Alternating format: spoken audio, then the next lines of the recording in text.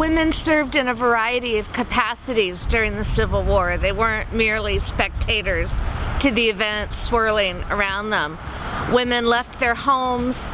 They went out to the field to serve as nurses and laundresses for both the Union and the Confederate Army. Women flocked to hospitals in their cities that received wounded soldiers. Some of those women were paid, others weren't. Nursing prior to the Civil War had been a profession that women really only had in the home. Most professional nurses were men. That changed after the Civil War when nursing became a public profession, and the women who had served as nurses during the war forged that path for later women. Claire Barton, of course, is the most famous Civil War nurse. She supplied her own wagon and drove out to the field of battle to tend to wounded soldiers. She did this without any permission of the War Department, but she was so successful, and the rate of soldiers returning to duty who had been under her care was so great that the War Department later authorized her to be on the field of battle wherever she could get to. Other women went to the camps because they didn't want to be separated from their loved ones. And so women were in the camps nursing their husbands. They were doing the laundry for the soldiers. And some women decided that they were going to pick up a gun and they were going to shoot back at the enemy. The Army, whether Union or Confederate, didn't want women in the ranks as soldiers, so the women who chose that path cut off their hair, put on men's clothing, and passed themselves off as men so that they could enlist in the Union and Confederate armies. We estimate that perhaps up to 1,000 women were serving incognito in the ranks. One of the most famous women soldiers was Sarah Edmonds. She was Canadian by birth and had made her way to the United States to escape an arranged marriage. She took on the persona of Franklin Thompson and served for 2.5 years in the 2nd Michigan Infantry. Her service was cut short only because she contracted malaria. She was afraid that if she went to the hospital, her secret would be discovered, and so rather than be found out as a woman in the ranks, she actually deserted the Union Army. Years after the war, she was, however, granted a soldier's pension. Now, not every woman who participated in the Civil War had to leave their town or their farm. Women took over businesses, they took over the running of their farms while their men were away at war.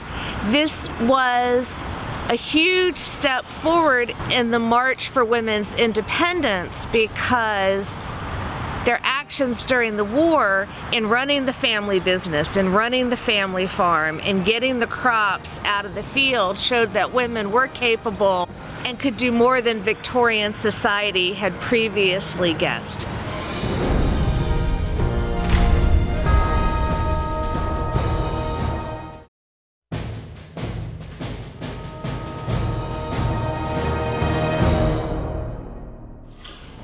When we think of Civil War medicine, we tend to think of some fairly common notions. We tend to think of relatively ignorant doctors hacking off the arms and legs of patients without really understanding why or really even needing to. We tend to have this idea that all of the Civil War hospitals were relatively filthy affairs, that they were dirty, that there was no understanding of sanitation. And we certainly think of people getting medications that by today's standards we just consider absolutely barbaric, things like lead or arsenic, which today we know are poisons. And because of that, I think we tend to have a skewed opinion of just how advanced or not advanced Civil War medicine was. And I think it helps to step back for a second and take a look at the reality and understand a couple of things about Civil War medicine. First of all, the conflict came about before we had what is now universally known as the germ theory. Most diseases were understood not to come from bacteria or from viruses as we know them today, but rather from bad air. If you would almost think of it, things that floated in the air. Now we know that bacteria will do that, but back then they were thinking more gases or poisons in the air, and they actually call that miasms. So when you had the miasmic theory of medicine, we're not talking about giving you a pill that will kill the germ or stop the bacteria or stop the virus in your body.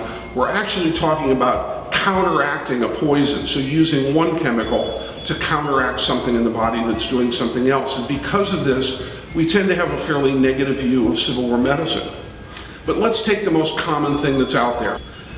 Most people, if you go into any crowd and you say, what's the number one thing you know about Civil War medicine, the hands immediately go up and they say, well, amputation was the most common surgery, and that's in fact true. Let's analyze for a minute why. The bullets in the Civil War by modern standards were enormous. They were greater than ½ an inch in diameter, and some of them weighed upwards close to an ounce. And when you're talking about an entire ounce or ½ an ounce or 3/4 of an ounce of solid lead, moving at 800 to 900 feet per second, and having that crash into a bone in your body, what happens is you have a tremendous amount of crushing power. And that crushing power translates into bones that are not simply broken, but rather they're shattered. Now in today's modern world, that's not a problem. We can put you into an x-ray machine, take a look at where all the broken pieces went, remove them from your body, and save your life. In the 19th century, however, there's so much dirt in the uniform that gets embedded into the wound, and there's no antibiotics to fight those infections. Infection is an immediate problem, and if we don't cut that arm or leg off, you're going to get an infection, and it may well be fatal. Doctors knew this.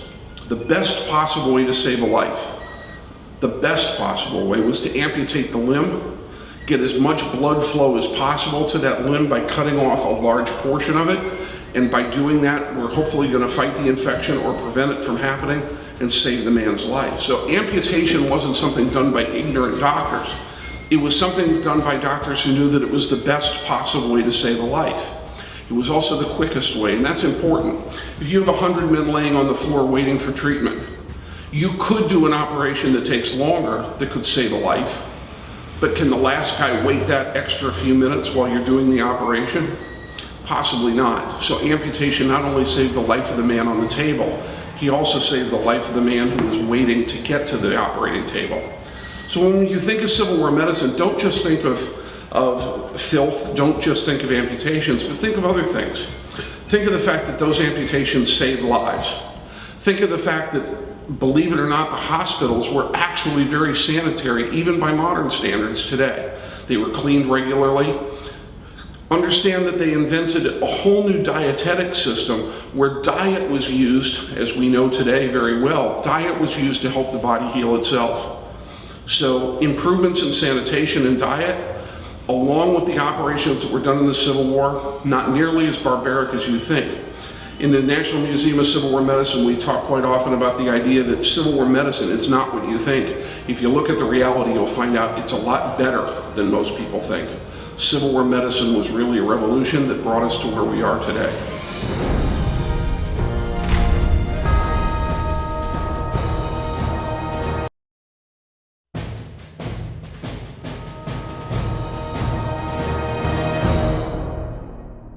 I'm Ulysses S. Grant.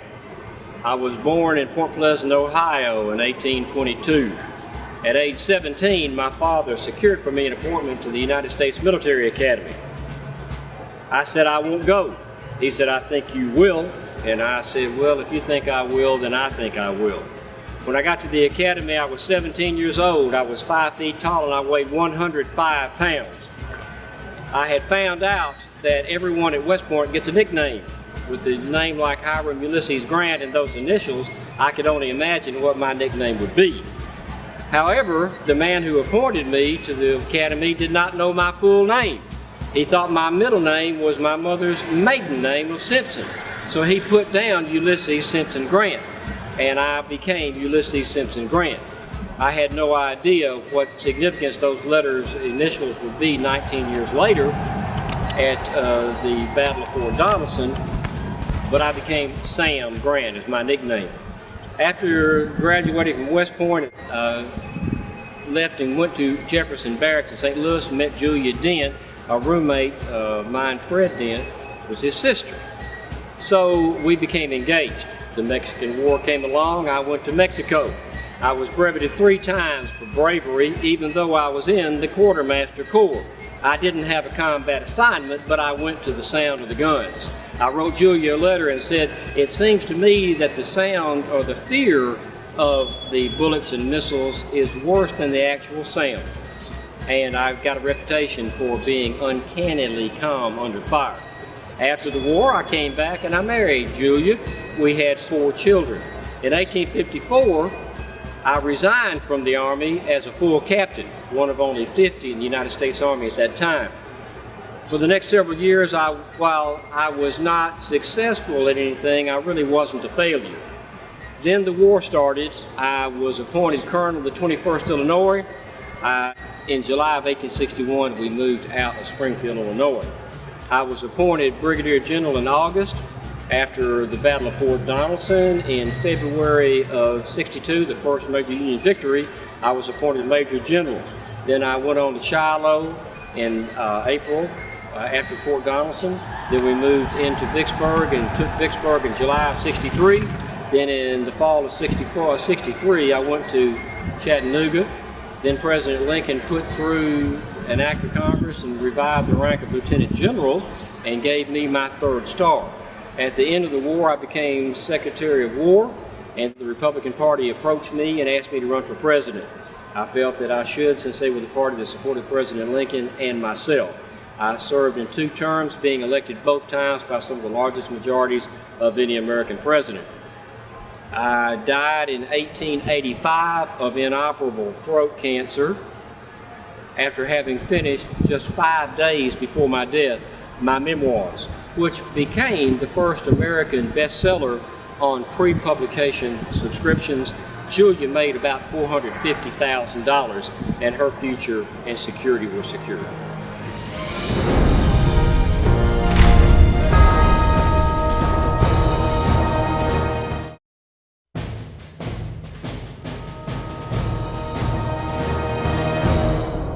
I was born January 19, 1807, Stratford Hall, Westmoreland County, Virginia. My father, Henry Lee, better known as Light Horse Harry Lee, George Washington's preeminent cavalry commander in our first war for independence. My mother, Ann Hill Carter, direct descendant of King Carter, Williamsburg, Virginia. When I was 6 years old, my father placed himself into self-exile in Barbados, leaving my mother and my siblings in dire financial straits. Ultimately, in 1825, as I was prepared to attend college, my mother did not have the financial wherewithal to send me to the University of Virginia, so I was successful in earning an appointment to the United States Military Academy at West Point, from whence I graduated in 1829. I remained in the United States Army, receiving various promotions. 1846, I was serving under General Winfield Scott in Mexico.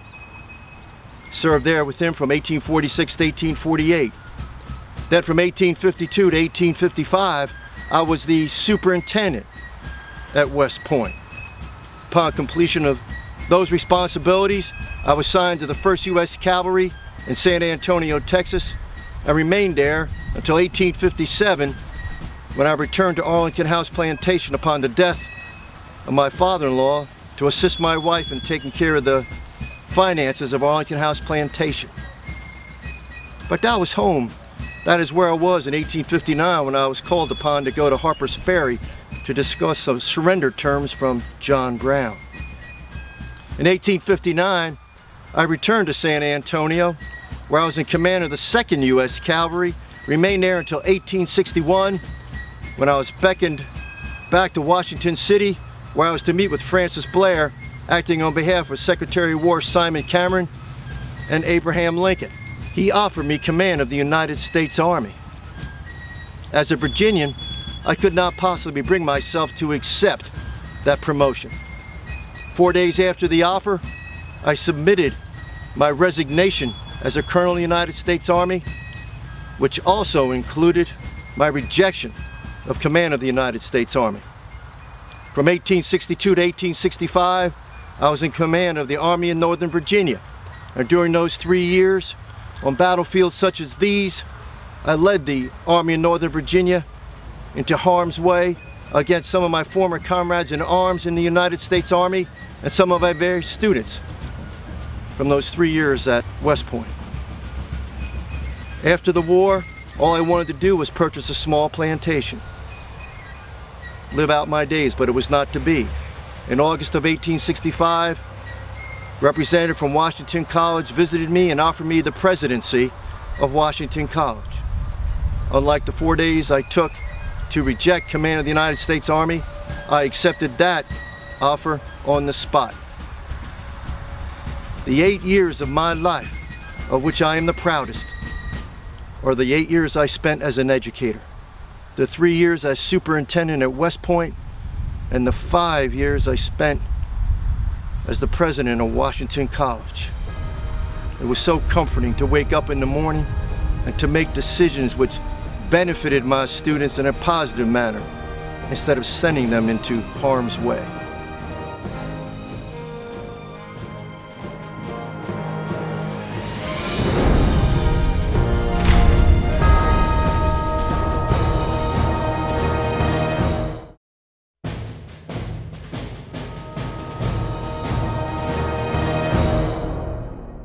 In many ways, I believe that the Wilderness Campaign, or as I prefer to call it, the Overland Campaign, was the price we paid as a nation for the American Civil War. By the coming of spring of 1864, it was abundantly clear that neither side was willing to give in.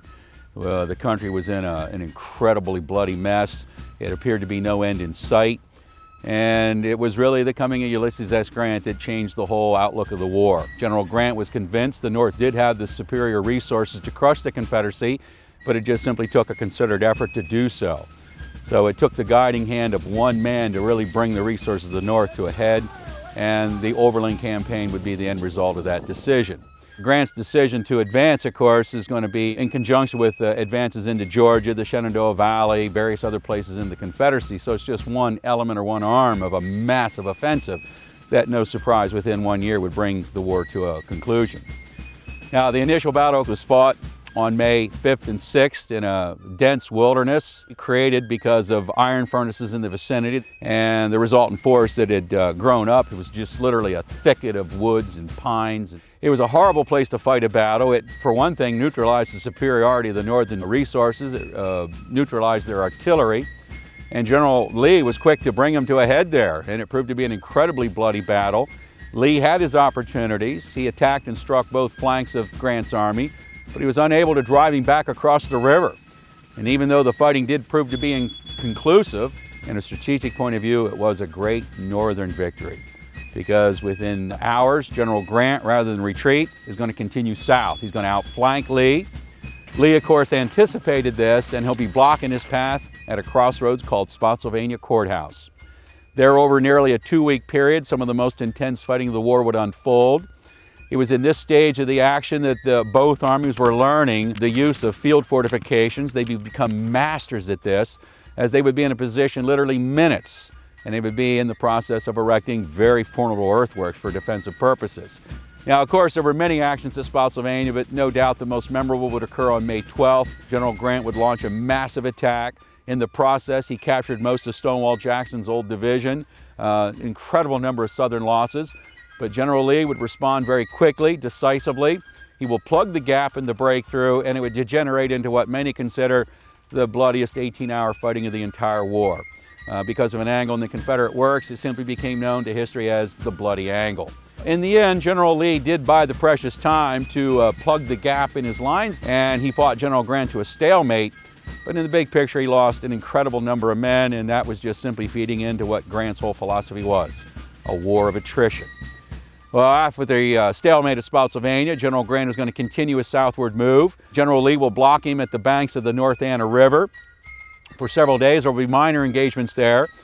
Grant, realizing the futility of any further advance at that point, will continue sliding off to the left or south. and General Lee will block him again at a rather remote, dilapidated crossroads known as Cold Harbor. There, on June 3rd, the Northern Army suffered perhaps her darkest hour. In a matter of minutes, thousands of Northern soldiers were lost in a massive frontal attack, proved absolutely nothing. In the end, it would stagger General Grant to the point that he's going to pause and reflect on what his actual goals and missions are. Eventually, after several days of pondering these options, he's going to determine to advance south of the James. An incredible movement in many ways logistically. He's going to approach Richmond from the south. The idea is, of course, to cut the railroads leading into Richmond, and Petersburg is where they all came together. Obviously, the South understood the great significance of Petersburg, and it was very well fortified with the coming of Grant. As a result, in 4 days of very bloody fighting in middle June, General Grant will achieve some gains. They'll push the Confederates back closer to the city, but commanding ground, again, immediate field fortifications, very strong, is going to rebuff General Grant, and after 4 days of very bloody fighting, there's going to be a distinct lull in the action. And the war is going to take on a whole new character. Petersburg will become known somewhat as a siege as opposed to open warfare, and it's going to be in many ways the beginning of the end, as General Grant has now effectively pinned Lee down to the defenses around Richmond, Virginia.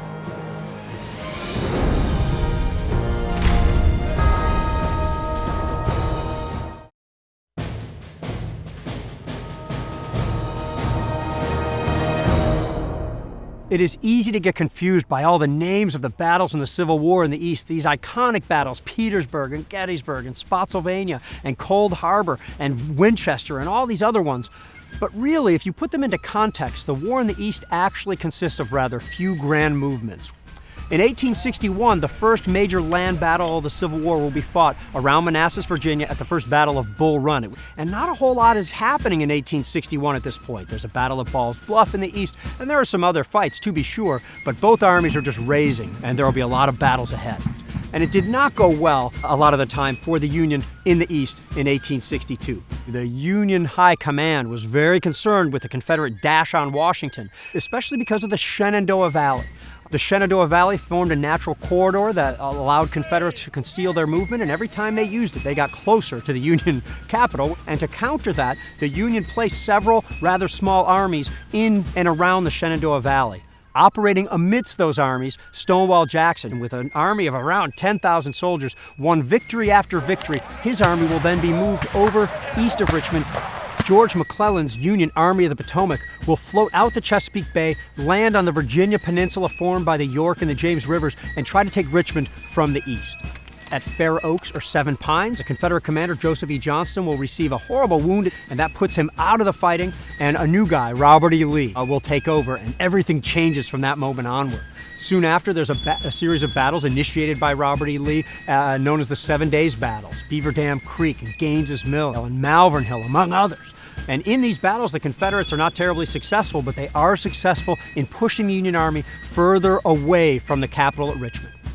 Robert E. Lee, after this fighting, leaves the Union Army and marches up north. A smaller battle at the Battle of Cedar Mountain will be followed by another much larger one at the Second Battle of Manassas, or the Second Battle of Bull Run. The Confederates are victorious there. They invade the North in September of 1862, and the Union Army, under George McClellan, faces Robert E. Lee again. They fight almost a stalemate. The Union do not capitalize on their gains at the Battle of Antietam, and the seat of war moves further southward, where a new Union commander, Ambrose Burnside, will bloody his army. And after Fredericksburg, both sides pull back and they encamp around the Fredericksburg area at the end of 1862. In 1863, right at the beginning, Joseph Hooker comes up with a brilliant plan, a very elaborate movement around the Confederate flanks, and it will result in the Battle of Chancellorsville. Robert E. Lee was outnumbered more than 2-1. It seemed like there was no way he could win, but yet he did snatch victory away from the jaws of defeat. And after Chancellorsville, Lee invades the North again, and that results in the Battle of Gettysburg. The battlefield on which we stand right now, George Gordon Meade will blunt the Confederate assaults here, and Robert E. Lee will move back down into Virginia. The Union Army will follow, and the war continues onward. But 1863 will close with a real question about what was going to happen next. Ulysses S. Grant takes command of all the Union armies in 1864, and he plans a simultaneous movement east and west, namely toward Atlanta, Georgia, and of course toward the Confederate capital at Richmond, Virginia. And it will result in a series of battles known as the Overland Campaign at the Wilderness Wilderness, at Spotsylvania, at North Anna, and the horrible Battle of Cold Harbor. The Union Army will cross the James River and get toward Petersburg, Virginia. The fighting at Petersburg will not only be battles, but it will be a 9-month siege. During that siege, Robert E. Lee, uncomfortable about being trapped, sent a large portion of his army to try to capture Washington, D.C., but eventually they are forced to fall back. There's some horrible fighting in the Shenandoah Valley in the fall of 1864 at the Battle of Third Winchester and at Fisher's Hill and Tom's Brook and Cedar Creek. And after these Union victories within, you are no longer going to have the Confederates really using the Shenandoah Valley at all anymore. 1864 will end on a sour note for the Confederates. Lincoln is reelected. Lincoln is committed to pursuing this war all the way to the end. After a very long winter of 1864, 1865 in the East, mostly spent around the trenches of Petersburg and Richmond, the Union, once the roads are starting to dry, will launch a series of assaults, and eventually at Five Forks, and finally at the breakthrough at Petersburg, the Confederates will be compelled to evacuate Petersburg and evacuate Richmond, and Robert E. Lee's army flees to the west to try to fight on open ground and secure some provisions, something they just cannot do, and they are compelled to surrender on April 9th, 1865 at Appomattox.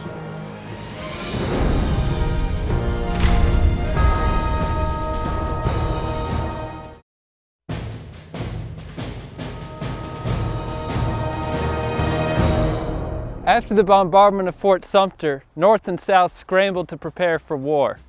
They organized their fighting men into companies, batteries, regiments, brigades, divisions, corps, and at the highest level, they organized them into armies. An army was a term for a distinct military unit that consisted of elements of all three arms of service: infantry, cavalry, and artillery. They were usually large, numbering in the tens of thousands, but this is not always the case. What truly made them special was their independence of action.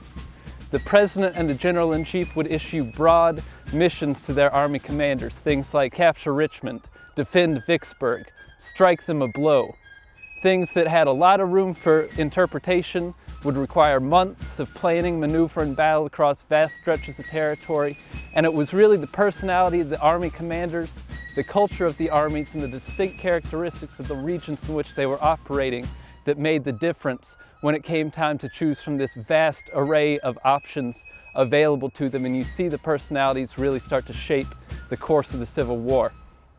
The main Union Army operating in the East was the Army of the Potomac, the largest Union Army, sometimes containing as many as 125,000 men, and after demoralizing defeats at Manassas, Fredericksburg, and Chancellorsville, the common soldiers of the Army felt as if their valorous conduct had not been matched by capable leadership.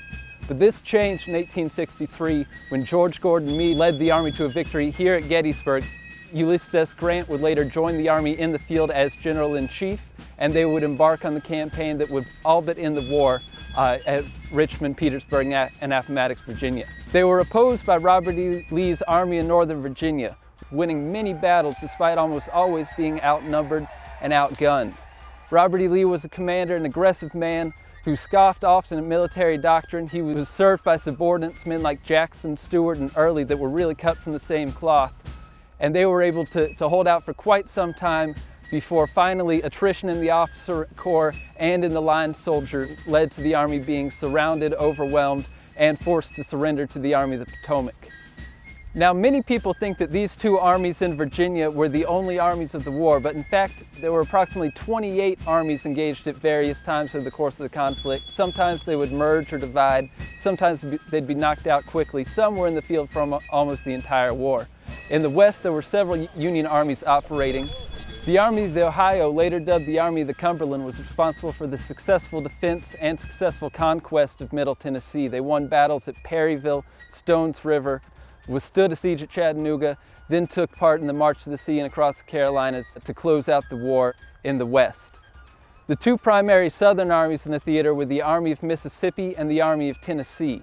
The Army of Tennessee lost at Shiloh, lost at Perryville, lost at Chattanooga. It was very difficult for them to find victory. It was the same for the Army of Mississippi that tried and failed to defend the city of Vicksburg, Mississippi in 1863. That army would later be incorporated into the Army of Tennessee and would share in its final destruction at Franklin and Nashville in 1864.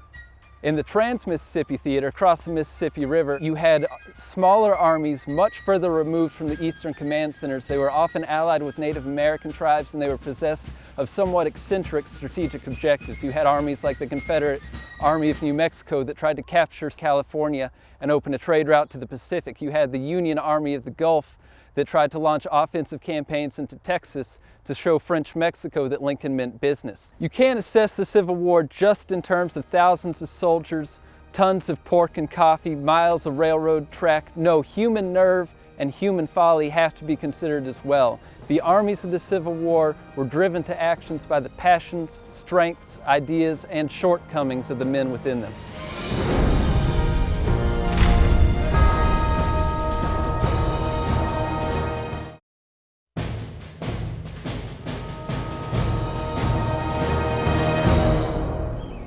I'm standing here at the Abraham Trossel Farm. Some people call it the Trossel Farm. How do we know Trossel is the right way to say it? I don't know. Well, there's Trossels around here living today. They all call it Trossel. So that's a pretty good way to know how something was pronounced during the Civil War.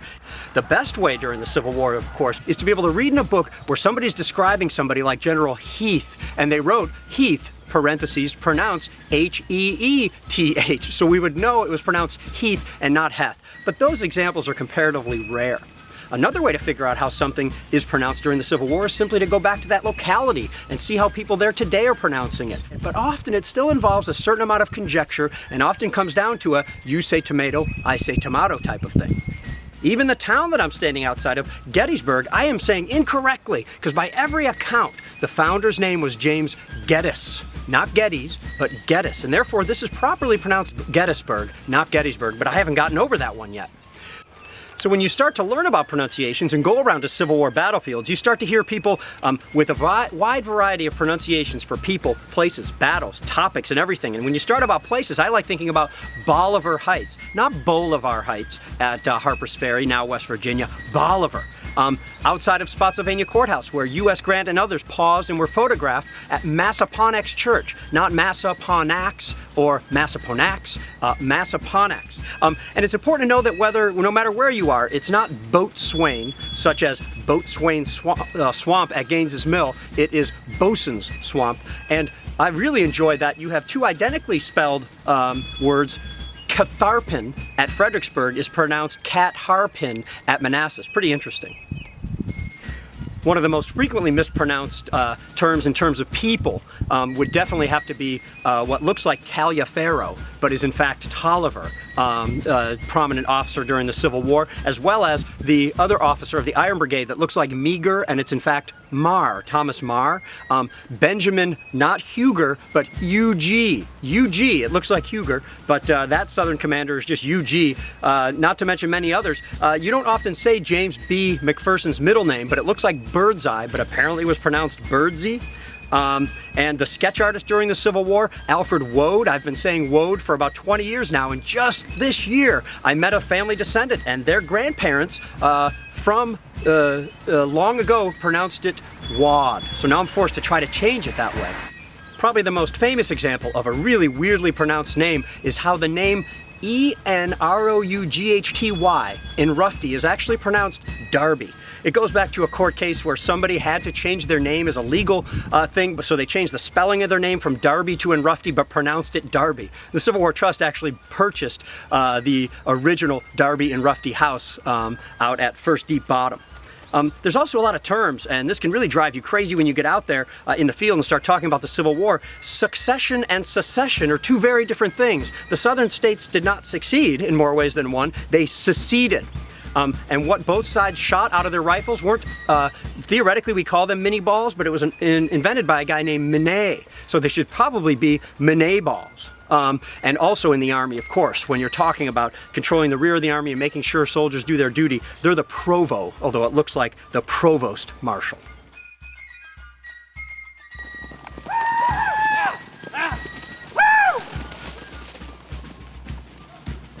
Even some of the war's very well-known battles are often mispronounced. It is not Antietam or Antiem, as some people say, it's Antietam.